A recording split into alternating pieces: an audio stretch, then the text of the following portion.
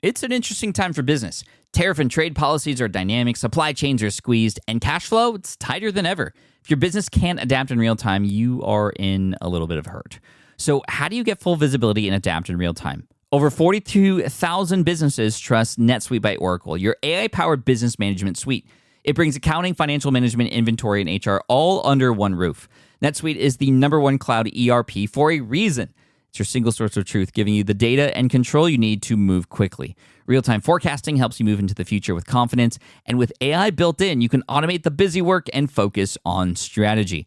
NetSuite helps you see what's stuck, what it's costing you, and how to pivot fast. If I were running a business with a lot of moving parts, I'd use NetSuite for full control over everything. Tame the chaos with NetSuite. If your revenues are at least in the 7 figures, download the free ebook, Navigating Global Trade, 3 Insights for Leaders at netsuite.com/SPI. That's netsuite.com/SPI. You spent months building towards launch day, but when the clock hits 0, your site crashes. Bots swarm, and loyal fans rage on Reddit. That's not good. Fanfare was built to stop that. Fanfare is the drop platform made for high-pressure moments, stampede-proof infrastructure, verified waitlists, and bot filters that actually work. Instead of refunds and rage, you get retention and revenue. And that sounds great to me. Your next launch shouldn't be a gamble. Get Fanfare's 5-step hype drop playbook and learn how to bulletproof your drop at fanfare.io/playbook. Again, that's fanfare.io/playbook. Hey, I get it. You've worked really hard to build up your business, and it's doing great. So great that you need help now. The most important thing for your business is to hire the right people to support it. So how can you find amazing candidates quickly? Easy. Just use Indeed. When it comes to hiring, Indeed is all you need. Stop struggling to get your job post seen on other job sites. Indeed Sponsored Jobs helps you stand out and hire fast. And with Sponsored Jobs, your post jumps to the top of the page for your relevant candidates, so you can reach the people you want faster. And it makes a huge difference. According to Indeed data, Sponsored Jobs posted directly on Indeed have 45% more applicants than non-sponsored jobs. And it's one of the largest databases of job seekers, too, giving business owners access to a wide range of candidates. And one of the things I love most about Indeed is the job alerts feature. I get notified when new candidates apply. There's no need to wait any longer. Speed up your hiring right now with Indeed. And listeners of this show will get $75 sponsored job credit to get your jobs more visibility at Indeed.com/smartpassive. Just go to Indeed.com/smartpassive right now and support our show by saying you heard about Indeed on this podcast. Indeed.com/smartpassive. Terms and conditions apply. Hiring Indeed is all you need. This is a Smart Passive Income Podcast with Pat Flynn, session number 8. You got this. Welcome to the Smart Passive Income Podcast, where it's all about working hard now so you can sit back and reap the benefits later. And now your host. He sometimes pretends to breakdance, Pat Flynn. Still using a copy-paste website? Break the template trap with Framer. Whether you're overwhelmed by traditional site builders or frustrated with cookie-cutter designs, Framer gives you the freedom to create a site that's professional, polished, and uniquely yours. Framer is the design-first, no-code website builder that lets anyone ship a production-ready site in minutes. It's free to start, allowing you to browse hundreds of pixel-perfect templates or even design something on your own on a totally blank canvas. Add bold animations like appear effects, text effects, parallax scrolling, scroll animations, looping animations, and much more in seconds. The built-in AI handles the heavy lifting, generating starter layouts, and can even translate your entire site to any language. Ready to build a site that looks hand-coded without hiring a developer? Launch your site for free at framer.com and use code SPI to get your first month of pro on the house. That's framer.com, promo code SPI. Framer.com, promo code SPI. Rules and restrictions may apply. With running your own business, legal questions always come with the territory. Like, can I use this contract or agreement? What do I do if a client doesn't pay? Am I even structured the right way for taxes? Instead of Googling your way through legal landmines, imagine having a law firm ready to address your business's legal needs without the sticker shock. That's what you get with Legal Shield's small business plans.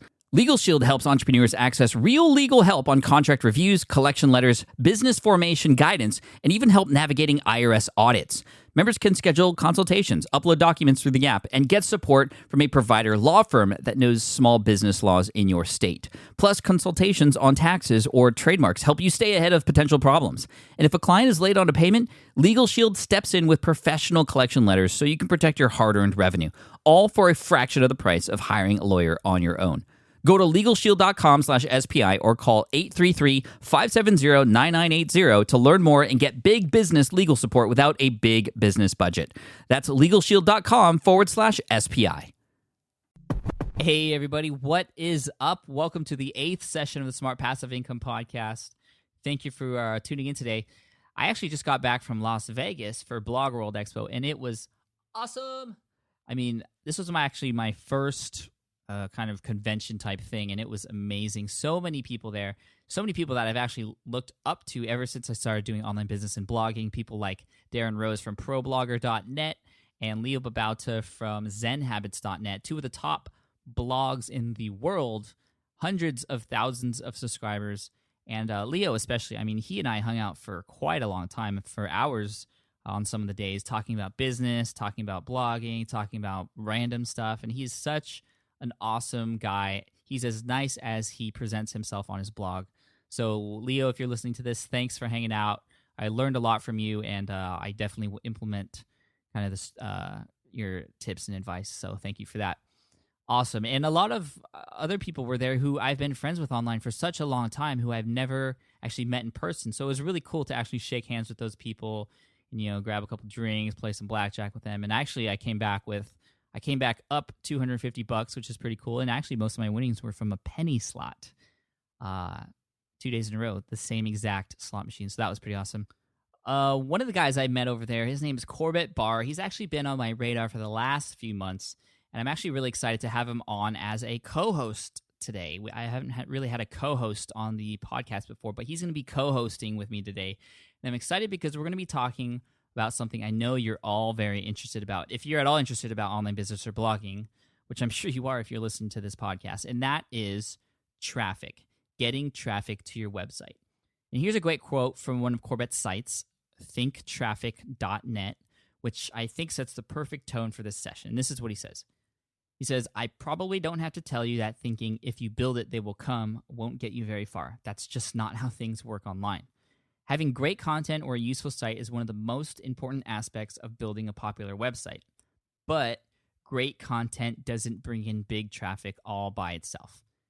And, you know, Corbett is the right guy to be online today for how to make sure our content gets read online. For example, thinktraffic.net, which is the site that he started this year, March 15th of 2010. And it's only October right now. Same year. So was that like 8 months? And already his site, thinktraffic.net, has over 8,000 monthly readers, RSS subscribers. It gets a ton of comments, a ton of retweets, and I expect his blog to grow even higher in a relatively short period of time. Totally awesome. I'm excited to chat about traffic with him today. Corbett, dude, thank you so much for taking the time to be our kind of my co-host today. Oh, thanks so much, Pat. I really love the Smart Passive Income blog and the podcast, so it's an honor to be on. Thanks. I appreciate that. Well, okay, before we get into it, can you just give the listeners a rundown of kind of how you got started with online business and blogging? Yeah, sure. I actually have two blogs. You mentioned Think Traffic, which I started earlier this year in March. And I have another blog called Free Pursuits, which is about people who are living unconventional lifestyles and figuring out how to build businesses and work for themselves in a way that supports the lifestyle they want to live.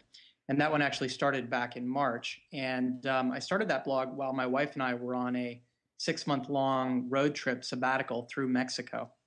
We had sort of decided to take time off from life, and I was in between projects, and I had come from sort of a corporate consulting background, and decided that I wanted to take some time away and decide what I wanted to work on next.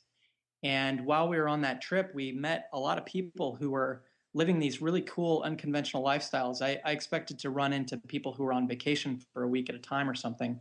But instead, we found a lot of people who were living down there for months at a time and who did that regularly for the winters. And these weren't people who were rich or retired either.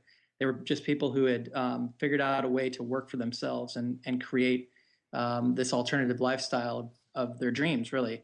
And so that really intrigued me, and I started the blog Free Pursuits to sort of chronicle that journey and tell people about those folks that we were meeting. Mm-hmm. Very cool.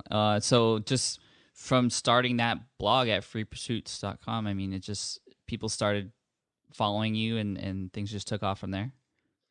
Yeah, I plugged into a couple of really great communities online. There's a whole lot of people that talk about lifestyle design as a concept, which Tim Ferriss wrote an entire book around that was really popular. Mm-hmm. And also people that talk about location independence, which is the ability to live and work wherever you want.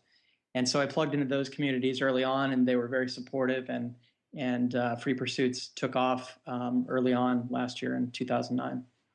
Nice. Well, congratulations on all your success so far, and you've came on my radar just recently, but I love what you're doing. I love the content you're writing, and I'm really excited to see where you're headed. So, congratulations. Awesome. So this is how it's going to work, everybody who's listening. We're just going to go and wing it today. I mean, this is going to be different from the other interviews because I don't want you to think of it as more of an interview. I want you to think of it as, Corbett is on as a guest host, and we're going to kind of take you through this question of how to get more traffic to your website. So hopefully this will be really useful for you guys out there, and you'll get a lot of value out of it. So if you're ready, I'm ready. Yeah, definitely. Let's do it. All right, so let's start from the beginning. Right at the moment when we have that idea for a new website or a new blog, that's a really exciting time for us. I remember when I first started my sites, I couldn't wait to crank out the content and get everything set up. And we have that buzz, but so many people just find that after they launch their site, after they've spent, a good month on it, really excited about it, things just don't go the way they want to, and they just give up. And I hate to see that because a lot of those people who have given up, had the potential to go really far. And first and foremost, I just wanted to talk about expectations. Like as you mentioned, if you think if you build it, they will come. It just doesn't happen like that. But what should a new blogger expect when they first start out? Well, I mean, if we're just talking about the average blogger, to be honest, I mean, there are millions of blogs launched every month, I'm guessing. Mm-hmm. And so the average blogger should probably expect to get no one except for their mom or their boyfriend to pay attention to it. Of course, people that are listening to you and paying attention are probably a little smarter than that. But to be honest, I mean, even when I launched my blog for the first month or so, it was just sort of about figuring out how to write. I think a lot of people who decide to start blogs aren't necessarily professional writers. They just have something that they're passionate about. And, for me, it was about figuring out how to write and figuring out what my voice was.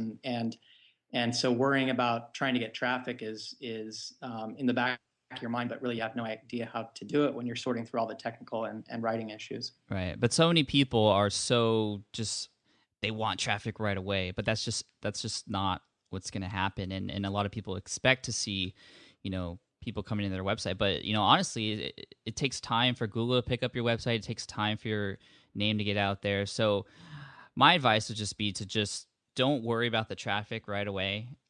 Worry about preparing for that traffic to come in the future. Yeah, that's good. That's definitely good. And when I talk about traffic, personally, I like to break it down into different components. And I think a lot of people think that traffic is all about figuring out the latest like social media thing, becoming good with Twitter or Facebook or something. But really it starts even before you write your first post. And what I mean by that is you have to come up with a compelling concept for your blog. And you really have to think that you're competing with thousands or tens of thousands of other blogs on similar topics out there. And you have to answer the question very concisely for your readers, which is, why should I pay attention to your blog when there are so many other choices out there? What am I going to get from it? And so that's something that's known as the unique selling proposition. And it's really about setting yourself apart from the competition and being clear about the value that you're going to provide to your readers.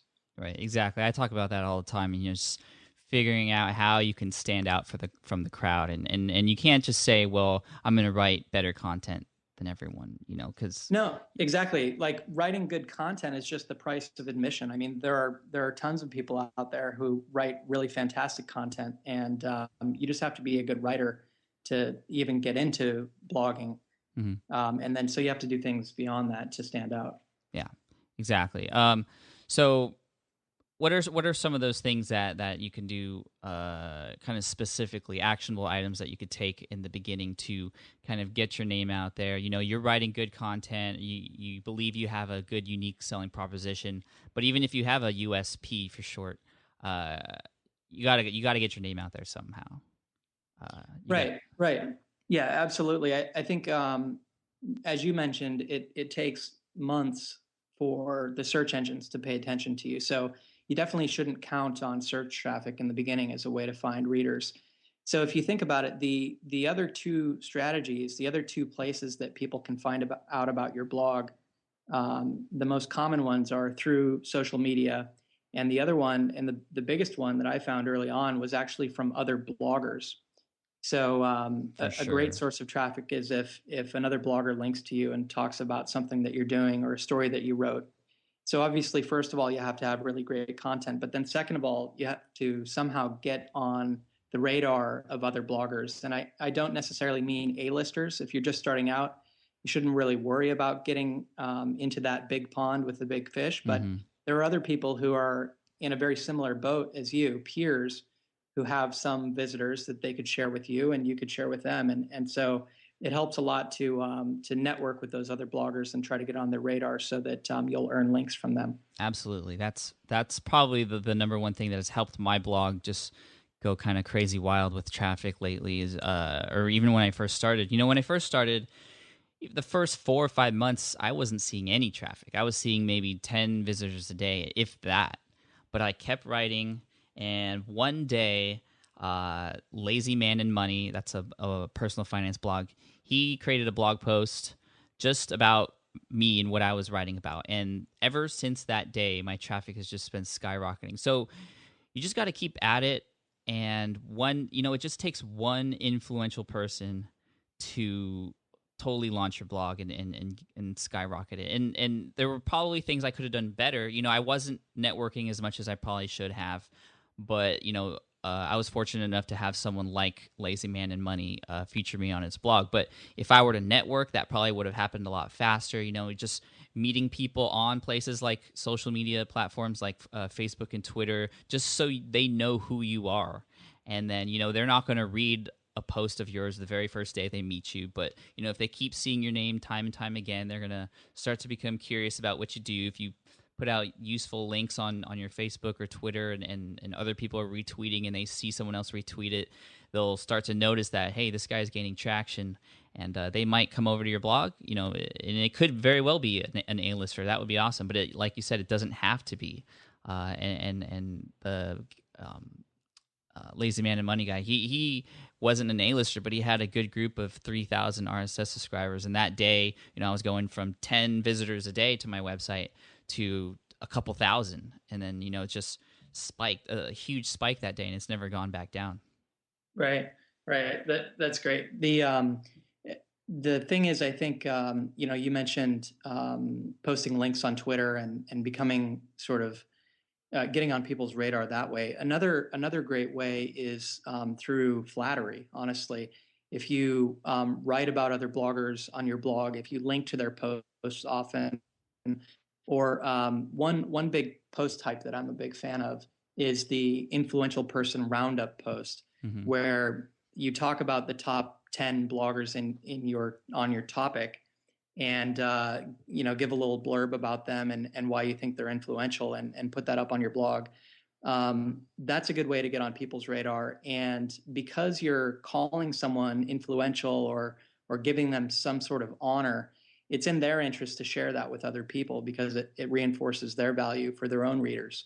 And so that's a post type that I've used successfully in the past, and I've seen other people as well. Honestly, that's you mentioned me in one of those posts that you did, and that's what put you on my radar.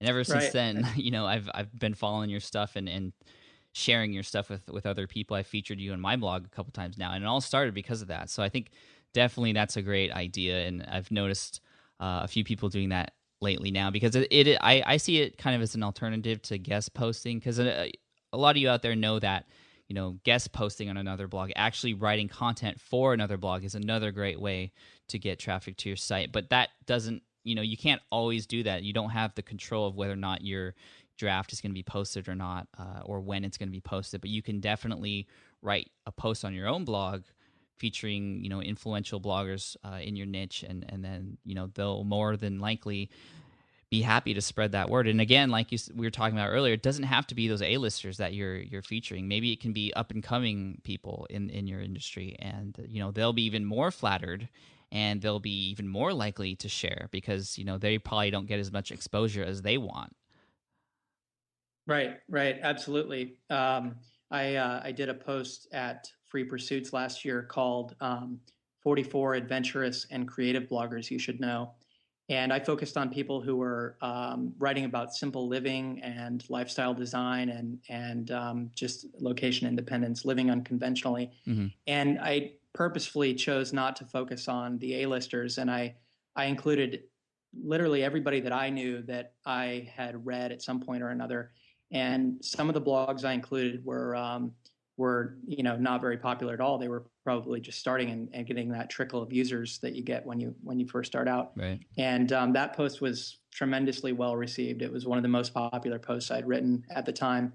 And when you make those connections with people who are smaller fish at the time, there's a good chance that some of those people, as you grow, are going to grow with you, and they're going to become influential. And some of them will become much more influential than yourself even eventually. And those relationships that you form early on can be really valuable in the future. I early on became friends with Adam Baker from Man vs. Debt, mm-hmm. and Great guy.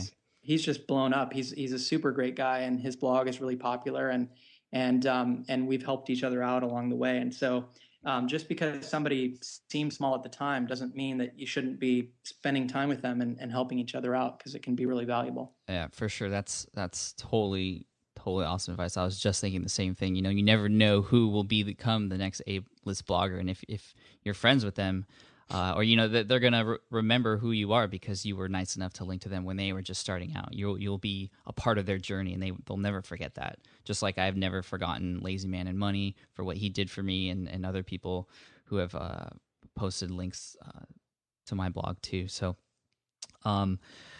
when you write those kind of posts, so we talked about how writing those kind of influential posts featuring other bloggers is a great way, and we know that now. But as far as how to structure that post, like I've seen a lot of people create those posts lately, but I've seen some people just simply list, like, bullet point each of them without giving an explanation. I've seen other people go as far as putting pictures along with quotes actually coming from those people if you can get in contact with them. So for the beginning blogger, I mean, how would you get the most bang for your buck for that type of post, do you think? Well, when I launched Think Traffic, I specifically wanted to create sort of a buzz right away and not go through that period of a month or two where not too many people knew about the blog. And mm-hmm. I wanted to get on the radar of a lot of people really quickly. So I sort of did a combination of those posts that you mentioned there, which is I came up with a post, I think it's called 17 Traffic Building Tips from Some of the World's Most Popular Bloggers. And basically, when I knew I was going to launch the blog, I started by writing some cornerstone content, things that people would be able to read when they came to the blog, even though I wasn't publishing them over time as regular posts, but I wanted things there so that people would understand what the blog is about. But on launch day, I compiled this post, and I wrote maybe 25 of my favorite big bloggers out there, mm-hmm. and asked them for their most unconventional sort of a tip that you might not hear all the time. Not as simple as like, oh, you should go guest post or something, mm-hmm. but something that's a little bit more unconventional, but really effective at building traffic to your blog. And I compiled that list. And so that became sort of an influential person roundup post, along with getting quotes from all of those people.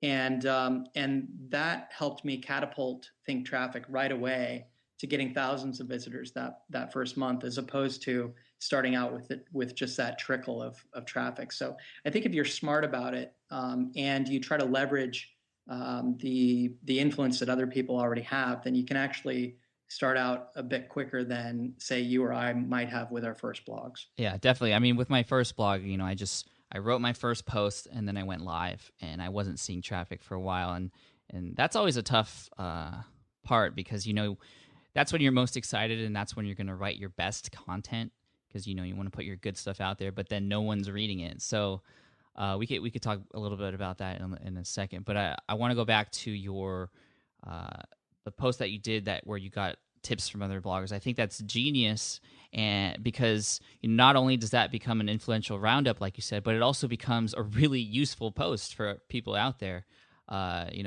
with a lot of value in it. And it's not just a roundup, but it's actually how-to information, all in one spot from some of the top minds that you gathered. So that's really excellent. But for new bloggers, I know a lot of them out there will be scared to just ask people to get that type of information. Like, how do you go about asking some of the top bloggers in your niche for some piece of advice that you could post on your blog? How do you do that? Well, I mean, I think there's like you were mentioning, there's a bit of fear involved, maybe. But the fact is that most bloggers, maybe not the biggest A-listers, but even in some cases the biggest people, most of them actually do a really good job of getting back to people. Some people actually have made a reputation about how many of their readers they can communicate with. For example, Gary Vaynerchuk, people may be familiar with him from Wine Library TV. Mm-hmm. He responded to everyone that wrote him for the first 2 or 3 years that he was becoming popular online, and I can only imagine the thousands of emails that he had to go through every day. Yeah. Seth Godin is another one who gets back to people very regularly, and Chris Guillebeau and so on. So the point is that, for that post that I wrote, I ended up with 17 quotes. And like I said, I probably wrote 25 people or so. And the thing that you just have to realize is that those people are really busy and they're getting a lot of email every day. And so you have to get to the point and be very specific and not take up much of their time. So don't write 2 or 3 paragraphs telling them about you and how your blog's going to be the next big thing. Just say, hey, I'm a new blogger. I'm writing this post that I'm compiling. I've already gotten so-and-so and so-and-so involved. And I'd love to include you if you could just answer this simple question. And just be direct and to the point. And I think you might be surprised that people will be willing to get back to you because it's a little bit of promotion for them. And in a lot of cases, people want to help out people that are just starting out because they got the help of other people when they were starting out. For sure. That's, man, I want to edit this so we can repeat that whole thing you just said, because that was awesome. Keep it short and simple. I get almost 100 emails a day, and I save the longer ones for the weekend when I do have time to get through them. And I do try to get to all of them. But yeah, Gary Vaynerchuk, good example. I remember him specifically because he used to go into, or I think he still does, he's the author of Crush It, and on his Amazon reviews, he replies to all the negative reviews and even asks people, what they wish was better, and even chats with them on the phone. It's pretty amazing. And, you would think that, a millionaire like him, super popular, wouldn't go through all that stuff, but they do care. Because I know that they know that they were in the same spot as us before and are happy to give back. So right. Let's see. You were talking about your launch of thinktraffic.net totally impressed me. I couldn't believe how fast you got traffic and how many subscribers you got in such a short period of time. I know a few people out there, actually a couple of my buddies right now, who are just about to launch a blog, and they're having some thoughts about whether they should post multiple posts before going live like you did, or just write one post and just get stuff out there as soon as possible. And you've taken the approach of writing multiple posts and then with kind of that pillar article to actually commemorate the actual launch date. So your thinking is that you can have people come in through that very popular post, but then they see other posts there just so that they're not, so they have other things to read. Is that right? Right. I think if you just have one post up, the thing is, if you've been blogging for a while, or if you've been reading blogs for a while, you kind of get used to the fact that a lot of blogs come and go. And even blogs where people seem to be really enthusiastic and pumped about writing them, those tend to disappear over time as well. And so if you come to a new blog and there's only one post, it just leaves a question in your mind, like, how serious is this person? Mm-hmm. And this one post may be really great, but is there enough here for me to feel like I should return, or I should put this in my reader, or sign up, for emails or whatever. And my feeling is that you should at least write a few posts that are ready, and maybe you write them and just quietly publish them over the preceding week before your official launch. Mm-hmm. But then when you officially launch, make a big deal about it and tell everybody email all of your friends and contacts about it, and put something on your Facebook profile and your LinkedIn profile and wherever you have access to getting the word out. And try to launch with a bang by having some big, really, like you said, value-filled post. Don't just try to use some trick to get people to check it out, but actually create value. Because the thing is, we talked a little bit about the USP, which is sort of what value am I going to get overall from this blog. But then every post that you write has to have a similar USP or value to it. You have to answer the question, why should I read this post? And you really have to consistently deliver value to your readers so that they get the feeling like it's always worth reading a post from you. Yeah, so that's what I would try to do with those first posts that I write as well. I think that's good advice. And if I could go back in the time, I would probably write a few posts before I had a launch post. But I always heard that you should just get something out there as soon as possible. The longer you wait, the worse it is. And so I guess there's two different arguments there. But I think going your route and really kind of shaping what your content is about, not just having one post about one thing, but having a few posts in place already to give people a feel about what you're going to write about, to give them the kind of little push to become a subscriber, to expect more posts like that. I think that's a better way to go, and you'll make up for the time you lost by not putting it out there sooner. Right. And the thing is, like, whatever you and I are talking about here and whatever other advice people might get on blogging out there, the thing is, there aren't a whole lot of constants, things that you can really count on in blogging. I mean, really, the two for me that apply to every blog and that are always true is that, one, you have to put out really great content, and two, you have to get the word out about your blog.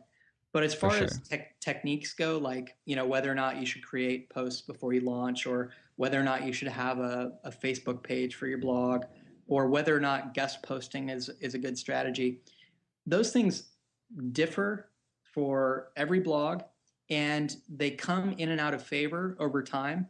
And so you can't just take these things as gospel and think that they're going to work because they worked for me, or because Pat said it was something good to try. You really have to try things out for yourself, and you may find that everybody a year ago said that guest posting was the absolute best strategy for growing traffic. But over the past few months, personally, I've had some experiences where I guest posted on gigantic blogs that were 5 times as big as mine, and I got just a handful, literally like less than 20 visitors from that guest post. And I've heard from other people the same experience, that they've gotten the same thing. I've heard the same thing, yeah. So, things come in and out of favor, and you have to try them for yourself and see if they work for your blog and your specific situation. Yeah, absolutely. I mean, once you get to a certain point, and I always tell this to people, it's just all about testing and optimizing. Like, test as much as possible to figure out kind of what's working for you and what doesn't. And then once you find out what's working for you, just do those things. Right. So good. Another thing before we start moving into more advanced techniques, one thing I want to bring up, and this kind of goes along with my friend who's about to launch his blog. He is worried because he's putting out all this excellent content, and he knows he's not going to get traffic right away.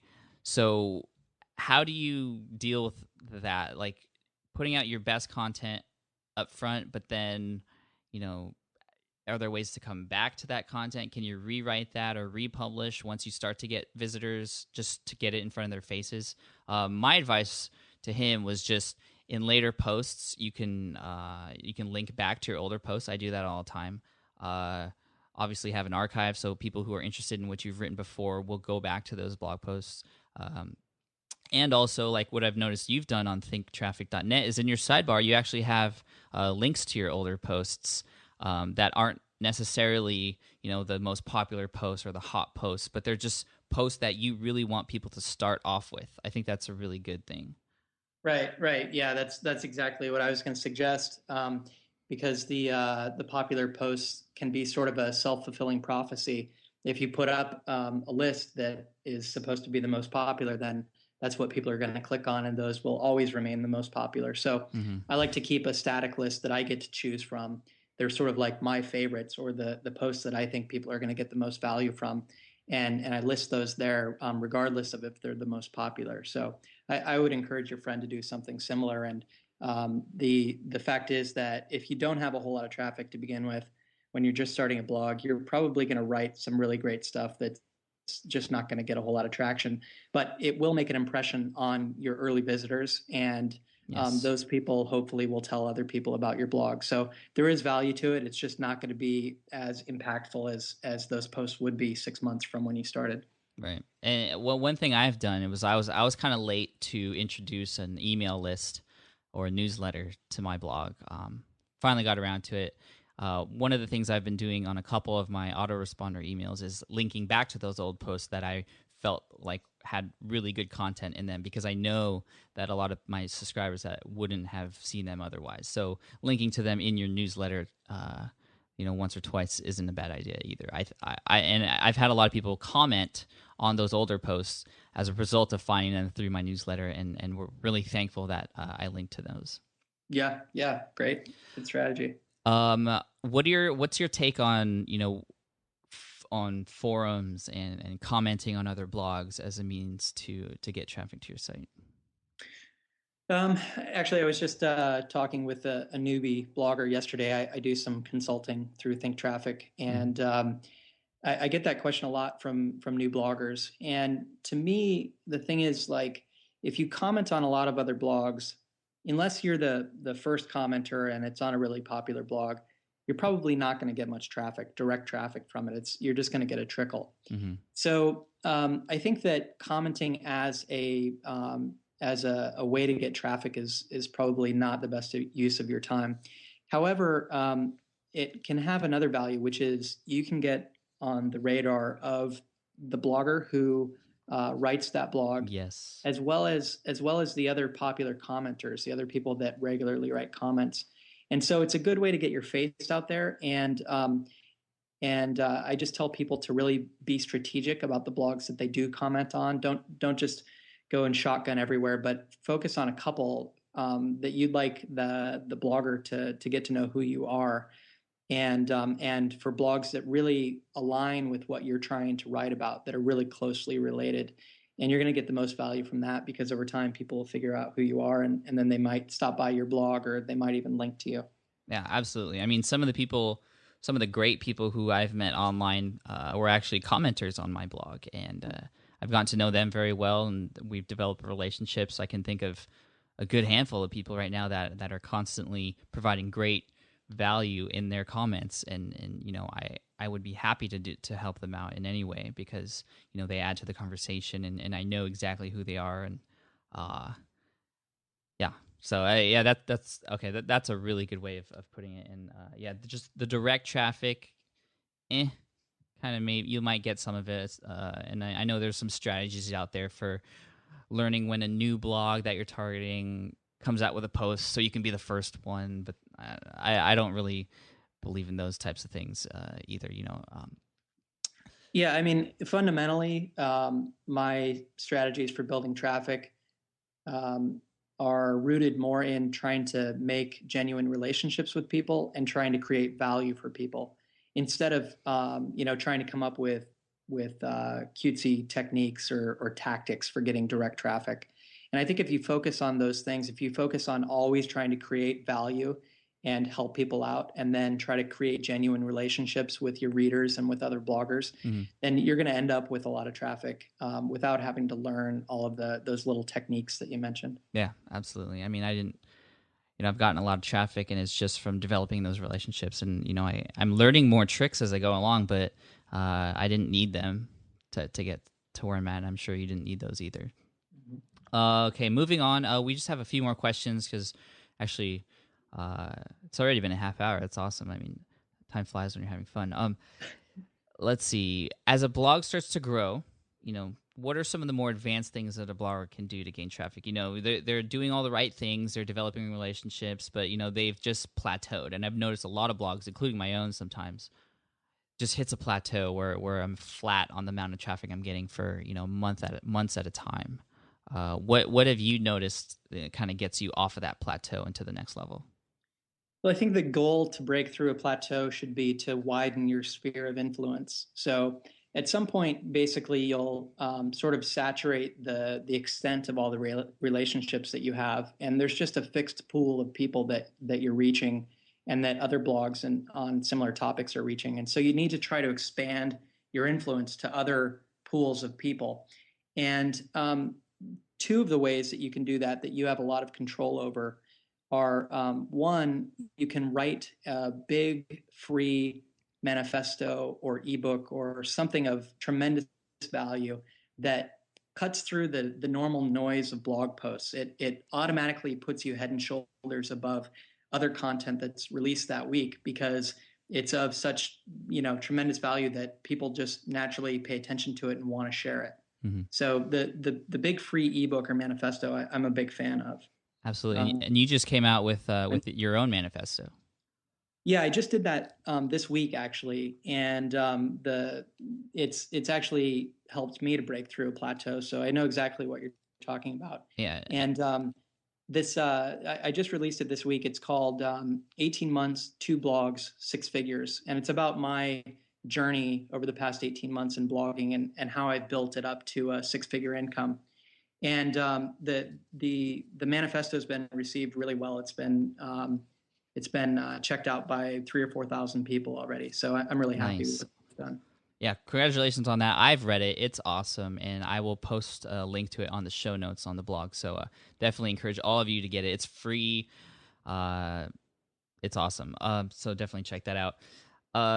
Going back to what you're talking about for those kind of over-the-top posts that are just killer.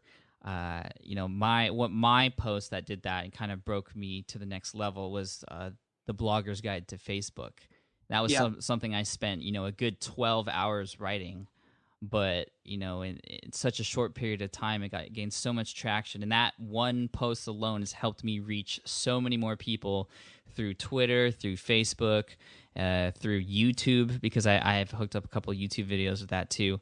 And it's just been amazing. So yeah, definitely taking the time, investing the time to create those types of posts will be really, really helpful and help you break through to the next level. Another piece of advice I'd give is actually expanding into new media if you can.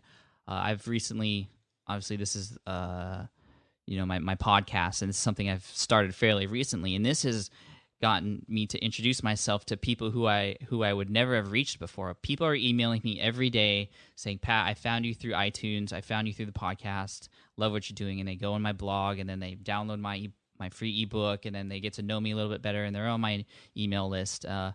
YouTube videos have done the same thing. I've seen tons of traffic come in from my YouTube videos. And again, on YouTube, I do almost the same thing. I create really high quality kind of killer manifesto type videos that will get out there. I mean, one of my videos, which actually has to do with creating a landing page on Facebook, has gotten almost 50,000 views in such a short period of time, and that brings traffic in, and it's just been amazing to experience those new forms of media. But there is a little bit of fear involved. I didn't want to do that first. I didn't want to speak on the microphone. I was scared of it. I didn't want to show my face online. But if you do want to reach that next level, you kind of have to break through your fears and step out of your comfort zone and do some of those things. Yeah, no, those are awesome. Those are really great tips. And you're one of the few people, Pat, who I think has really taken that advice to heart and expanded into a lot of new medias, and it's obviously working for you. So it's really cool. Yeah, it's working, and part of it is motivation to share with people what does work and what doesn't. And I knew this would work once I did it. I just had to break through it. And I want to thank all you out there who are listening for helping me and encouraging me to continue with this podcast and also do my more YouTube videos, because it's definitely helping me help you. So that's what it's all about. We're all helping each other here. So well, we're coming to the end, and there's one question that I ask every visitor, every special guest who comes on the show, and that is, what's working for you, Corbett? I mean, what's a strategy that's working for you right now that our listeners can take away and implement for themselves and their blogs? So I think the thing that's working for me right now is running counter to the attitudes and the techniques that people are using in the niches that I'm talking about. And specifically, what I mean is, I have a blog that's about building traffic, and I also have a product that's about affiliate marketing. And in a lot of cases, when you look up information like that online about those topics, you find sort of a sleazy, salesy, kind of pushy set of tactics that people employ, and people are also sort of cagey about real numbers, and they throw around flashy figures and so forth. And I'm just trying to be a truth teller in those areas, and be really honest and take more of an ethical and down to earth approach on topics that are traditionally not. And I think that that has really become one of my unique selling propositions for the sites that I run, and it seems to be working. So I'm pushing forward with that. Yeah, it definitely comes through very well. And you've recently had some good success with your product launch. Can you talk about that really quick? What is the product, and how are you able to have such a successful launch? Yeah, so I had success personally with affiliate marketing, and I know that you're working on that right now with your niche site Duel, which is a really cool series.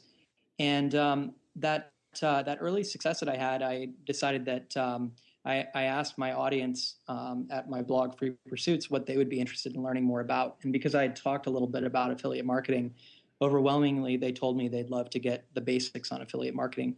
So I created a product called exactly that. It's affiliate marketing for beginners. And I decided to take a real beginner's approach. So it's just stripped down to the bare essentials of what you need to learn to get a new site built from the ground up. And I also chose to take a real sort of ethical approach, which is to help people figure out how to promote things that they actually believe in a way that they can feel comfortable with. And I launched that product just back in August, so less than 2 months ago. And I had great success with it. It was my first product through the blog, and I sold $11,000 within 72 hours. Awesome, and, dude. Yeah, I loved it. It was a really great feeling, and I got a lot of great response from people saying that it's really helped them out. So it's another way to break through plateaus as well, is just release a product, because products stand out and they get noticed. And if you get affiliates on board to help you sell your product, they're going to reach new audiences that you haven't reached before. So awesome. That's great advice. I mean, I'm actually in the process of developing products for Smart Passive Income. I've had a lot of requests for certain things, and I'm working on that now. So I will definitely come to you for advice for that too, because your launch success story is very inspiring. So yeah, dude, Corbett, thanks so much for taking the time out of your day to share your advice with us and join me on the show as a co-host. And if people want to find more, if people want to find you and learn more about what you do, where would you recommend they go? So given the topic of this conversation, I'd say go to thinktraffic.net. And there are links on that site to anywhere else that I talked about that I'm involved in right now. So awesome. And you have a Twitter people can say hi to you at? Yeah, it's my first and last name, Corbett Barr, Corbettbarr. Awesome. Hey, thanks a lot for taking the time again, and I know this recording will be very, very helpful for people. It's been already helpful to me. So we definitely have to get together again. Hey, actually, next week I'm going to see you at in Vegas at Blog World. So we'll definitely have to meet up and say hi. Awesome. Looking forward to it. Thanks again for having me on. All right, no problem. Thanks again. And everyone out there, go to Corbett's blog, thinktraffic.net, and download his manifesto. It's awesome, super inspiring, and it will get you off your butt to do the things you need to do. So check that out. Thanks again. Cheers. Bye. All right, everybody. I hope you enjoyed that interview with Corbett Barr from thinktraffic.net and freepursuits.com. Again, just as a reminder, you can visit the Smart Passive Income blog to get all the show notes, all the links that we talked about in today's session. So go ahead and check that out.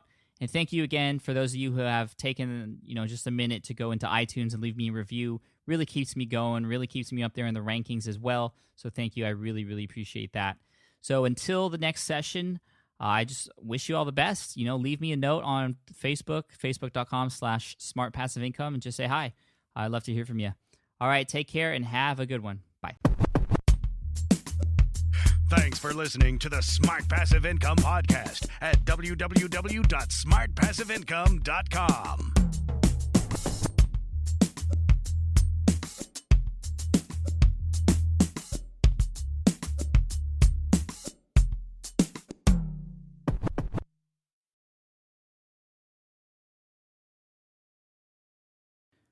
Look, I get it. You want to grow your business, but trying to sell to hundreds or even thousands of people gets very exhausting very fast. But what if you could sell at scale with a simple, powerful quiz?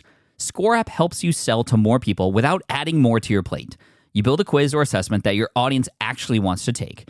Then they answer a few quick questions and get a personalized result right away. It shows them where they're at and what they need to do next and how you can help.